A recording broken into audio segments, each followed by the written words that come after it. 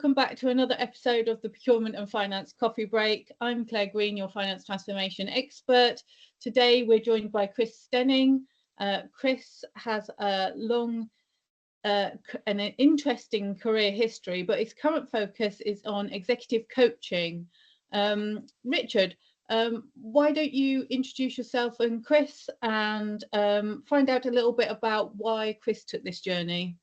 Well, happy to introduce myself briefly. Obviously, Richard Beaumont. Depending on my job title of the day, I think I'm still procurement guru, but I'm not time zone guru, having got a meeting wrong on Monday with Claire, for which I will be forgiven, I'm sure, at some point. But actually, Chris, why don't you introduce yourself? Give us a little bit of background about, how you've come to be in the world of executive coaching. So, well, thank you very much for inviting me to join. It's an absolute pleasure to be here. So my sort of purpose and what I do, and I'll explain why in a moment, is I help leaders and businesses really focus so that they can do two things. First of all, they can accelerate their success. And secondly, they can get what they want. Yeah. And it's sort of as simple as that. And that comes from having a career where I've run something like 6 different challenger broadband businesses. Right. Through transforming them, building them, and so forth. And the thing that's been an absolute constant throughout my career, and the reason that I've been successful in what I've done, is I'm really good at focusing. It's not easy, but it's meant I've been able to work part-time for the last 8 years, which is brilliant. And sort of building on that, really, as I've moved into a portfolio career in my 50s, was a sort of natural step. So now I coach a number of C-suite executives within technology and telecoms businesses, and I do some advisory work as well. And I think the nicest thing about coaching is it works on the basis that you have all the answers as the coachee. I'm not telling you what to do. My role is really to hold the space, to help you find those answers, and then to support you to do something about it. Very cool. Very interesting. Cool. Often a bit of third-party perspective really helps, doesn't it? It does. No matter who it comes from. So let's dive right in. From your experience, how does executive coaching directly impact business performance? Well, as I said in my intro, coaching works on the basis that we all know what we're doing. We're all professionally capable of doing our jobs, and that's why we've been appointed to them. But often there's something that gets in the way, and those things that get in the way can vary completely by individual. So it can be things like imposter syndrome, some of the distractions, these things don't help, having a busy life, not having enough resources, not feeling confident enough, but something stops us from being as successful as we could be. And what coaching does, it helps unblock those barriers, those things that get in the way. And there's a number of ways that I can do that. So for some individuals, actually really focusing on what they want in the future, what's your 5-year plan, actually helps put into perspective, well, are you doing the right things now? Right. But also sort of unpicking issues and unpicking things that get in the way. So one of my favorite things, and this works well with a lot of people, is Pareto Principle.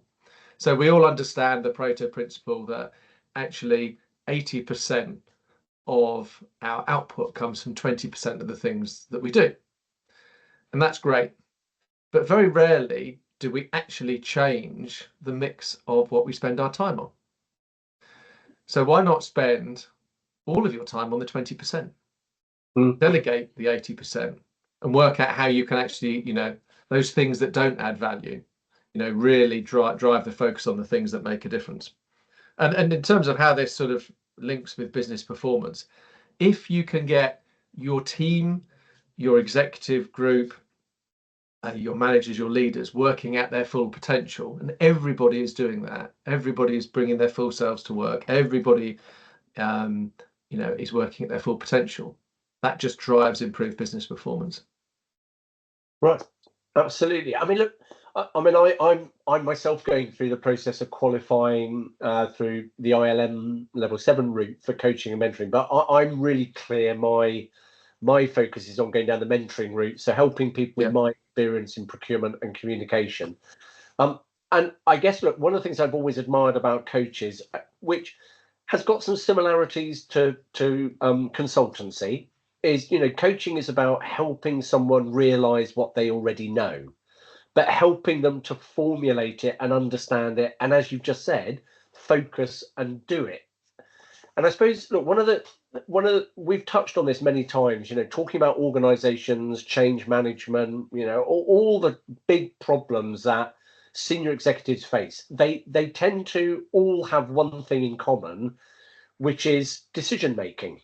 And an effective executive has got to focus on the detail and make a decision that then can be implemented. So I'd love to hear your perspective on how you believe coaching, executive coaching, can improve the ability of executives to make decisions.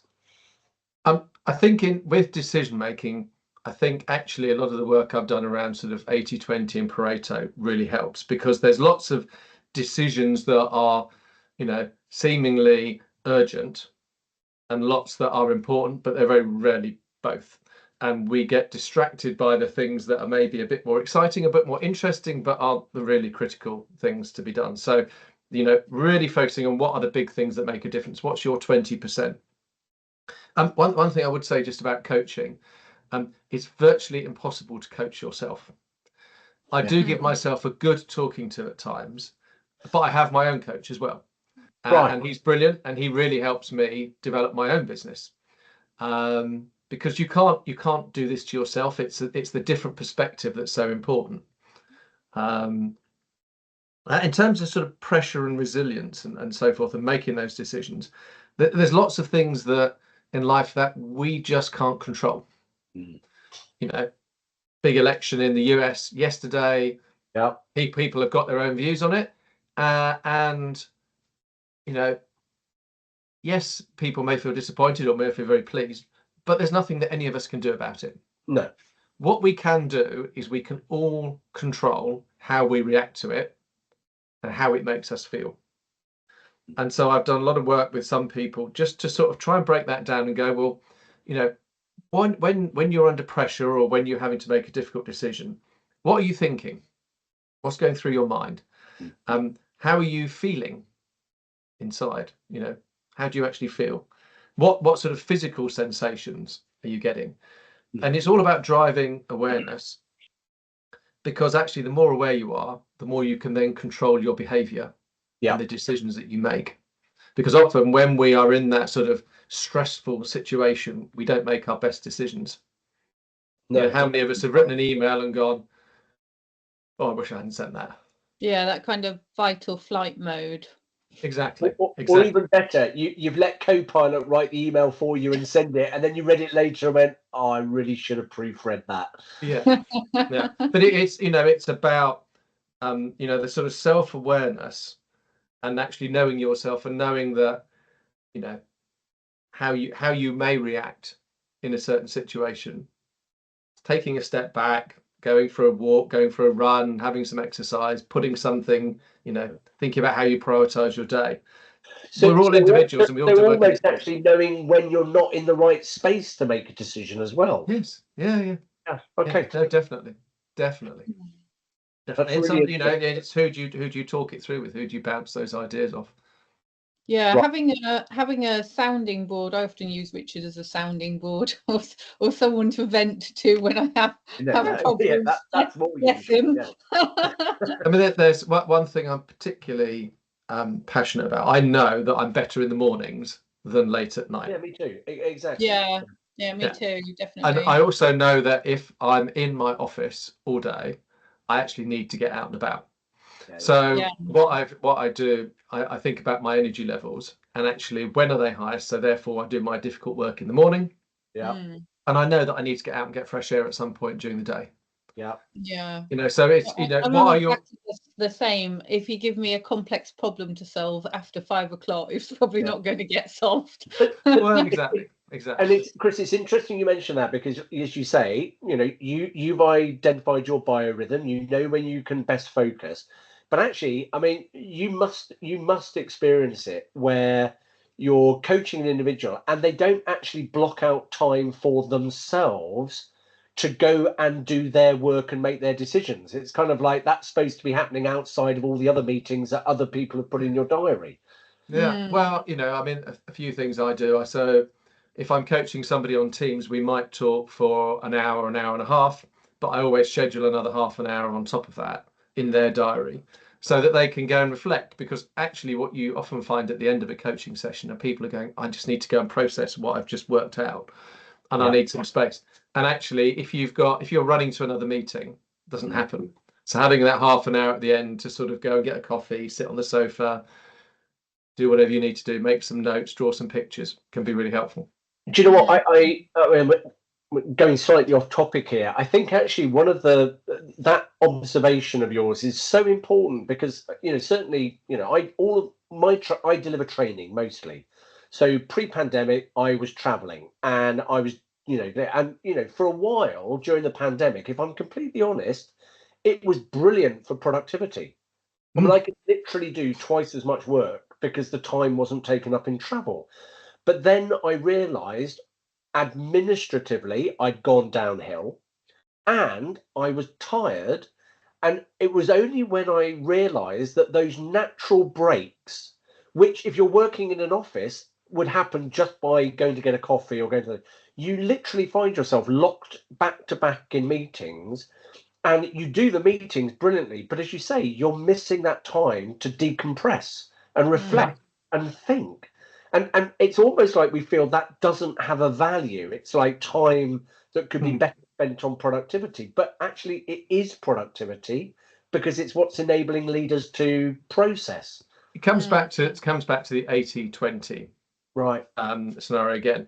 You know, you do your best work, you are your most productive on the 20%. The 20% is your unique ability. It's the thing that you are brilliant at. It's the thing that when you become absolutely brilliant at it, you are better than anybody else in the world.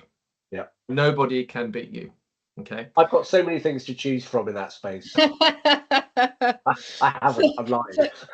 But actually, you only get there by really focusing on that 20%. Yeah, right. And the 80%, you know, if you've got a team, are you delegating enough to them?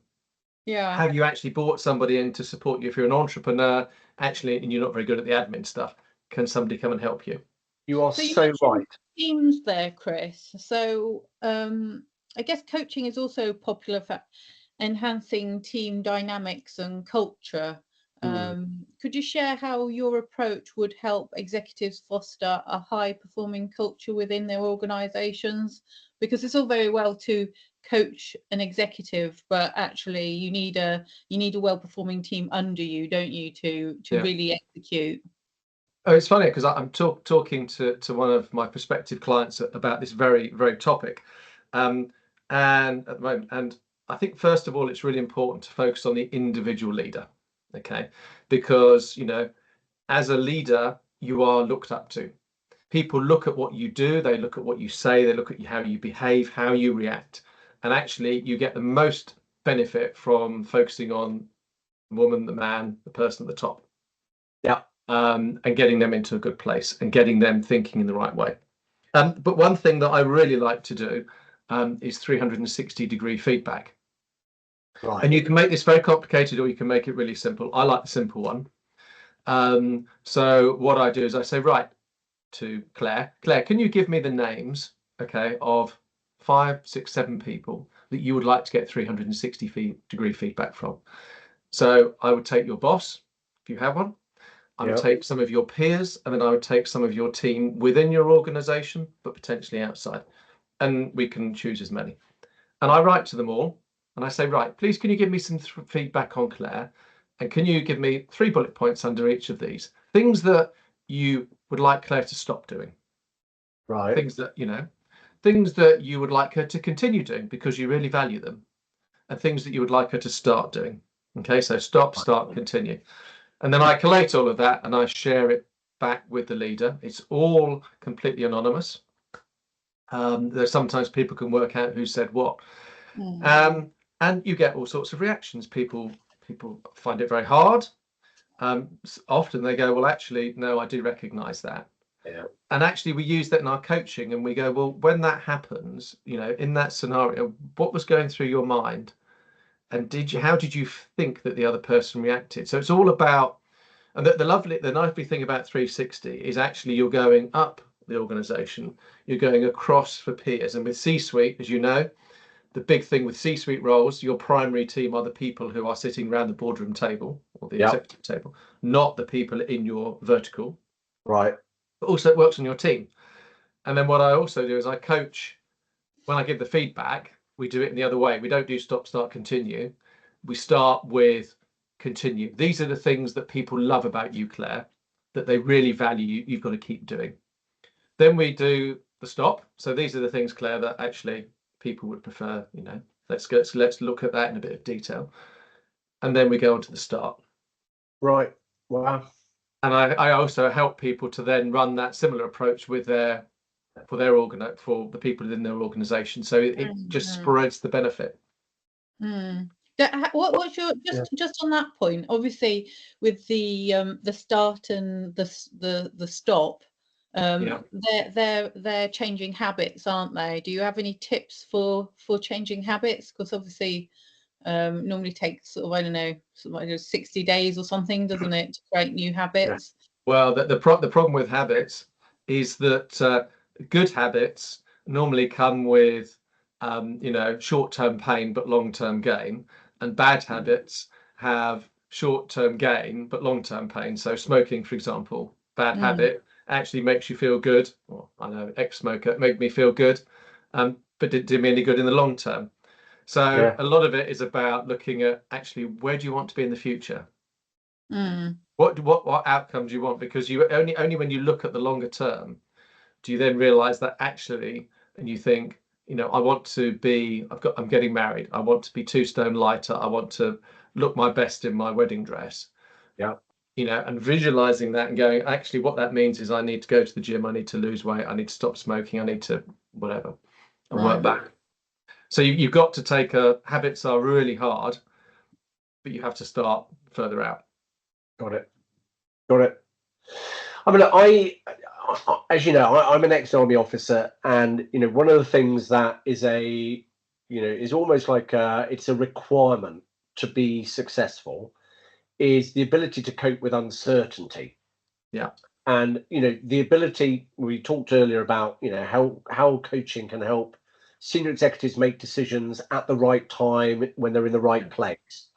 But we all know, there is a big problem with decisions that you make them and then the world changes around you and you have to adapt. You have to be flexible, agile, which we talked about before.